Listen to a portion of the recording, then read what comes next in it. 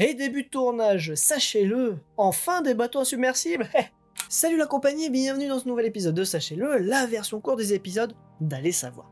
J'espère que tout va bien dans vos chaumières et que vous avez passé un bon Noël. Pour cette fin d'année, nous allons vous parler d'une petite découverte scientifique prometteuse. Les scientifiques auraient trouvé une technique pour construire un métal insubmersible.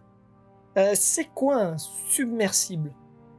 Insubmersible, hein, en un seul mot. Et ça veut dire qu'il ne peut pas être submergé. Bref, tout simplement, ça veut dire que ça peut pas couler, quoi. Bon, par contre, faut pas déconner, hein, tous les bateaux sont pas faits en métal. Alors oui, hein, tous les bateaux ne sont pas faits avec des coques en métal. Et pour le moment, on parle surtout d'un matériau construit en laboratoire. Et comme beaucoup de choses inventées en laboratoire, pour de nombreuses raisons, principalement c'est souvent financier, cela ne sera peut-être pas utilisé, mais cette petite trouvaille semble extrêmement intéressante. Et nous allons plus amplement vous en parler après le générique.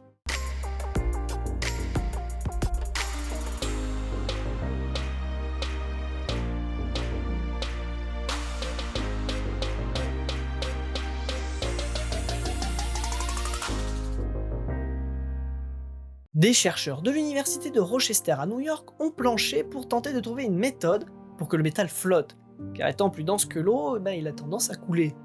Pour tenter de trouver une solution, ces scientifiques ont étudié certains animaux qui, comme Jésus, parviennent à marcher sur l'eau. C'est notamment le cas des araignées d'eau et des fourmis de feu. Il existe déjà ce que l'on appelle des surfaces hydrophobes. Tout se joue dans la texture et la structure de ces matériaux, dont le but est de piéger de l'air entre cette surface et l'eau. Une sorte de coussin d'air qui permet de flotter. Cependant, dès que l'air n'est plus emprisonné, ça coule. Concernant le procédé, un petit laser va venir graver des structures à l'échelle nano et micrométrique.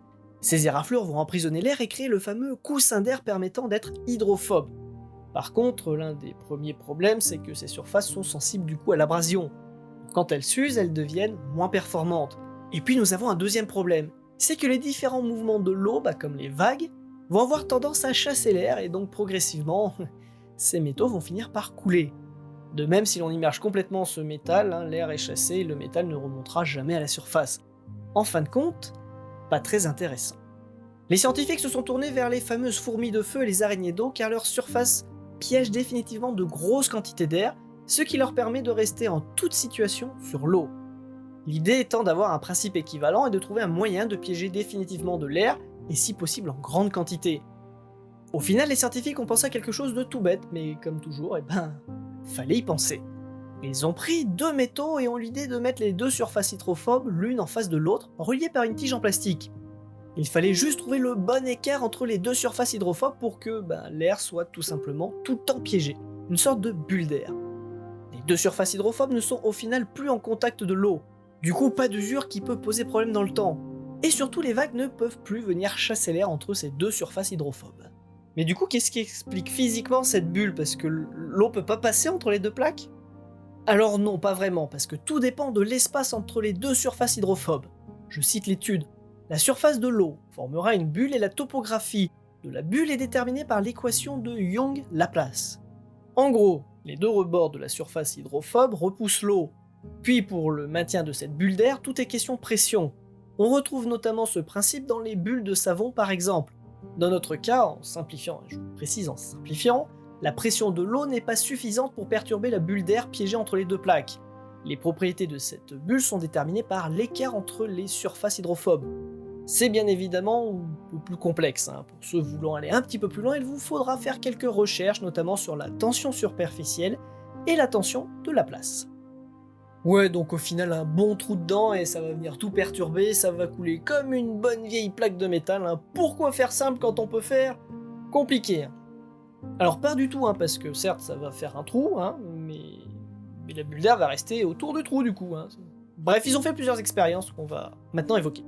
Effectivement, ils ont immergé leur découverte, qui va revenir flotter. Ils vont également immerger cette pièce de métal pendant 1 mois afin de voir si une abrasion se fait, et vient surtout perturber sa structure qui va reflotter sans aucun problème 1 mois après son immersion. Ils vont même trouer le métal, histoire de voir s'il continue à flotter, ce qui sera le cas. Ce sont justement ces dernières propriétés de maintien de la flottabilité dans le temps, ainsi que de la résistance à diverses avaries, qui rendent cette petite trouvaille extrêmement intéressante. On pense notamment au domaine naval pour des bateaux insubmersibles, Puis nous pouvons trouver des applications ailleurs. Rendre des systèmes électroniques étanches serait potentiellement intéressant. Comme vos téléphones par exemple. Plus besoin de faire tout un tas de recherches, de conception pour faire un téléphone étanche à plus de 5 mètres de profondeur, parce qu'ils vont tout simplement flotter quand ils tomberont dans l'eau. Plutôt efficace. Bon, par contre pour le moment, n'attendez pas que cela arrive tout de suite. Dans les coques de téléphone ou autres, cela reste une découverte de laboratoire qui va sûrement encore être étudiée pour notamment simplifier sa construction. Il faudra rendre cela financièrement intéressant car faire des jolis petits dessins au laser à l'échelle nanométrique, ce n'est pas ce qu'il y a de moins cher. Surtout quand on doit faire ça sur des surfaces assez grandes. Imaginez un bateau, c'est pas 1 m² qu'il faut faire, c'est quelque chose de beaucoup plus grand. Bref. Et bien sur cette belle découverte de fin d'année, je vous remercie de nous avoir suivis.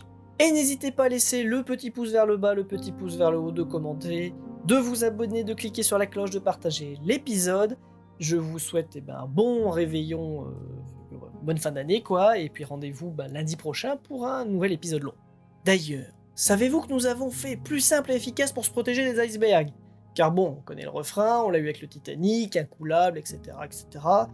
Maintenant, on risque plus trop grand chose contre les icebergs, parce qu'avec le réchauffement climatique, on les a bien fait fondre les icebergs.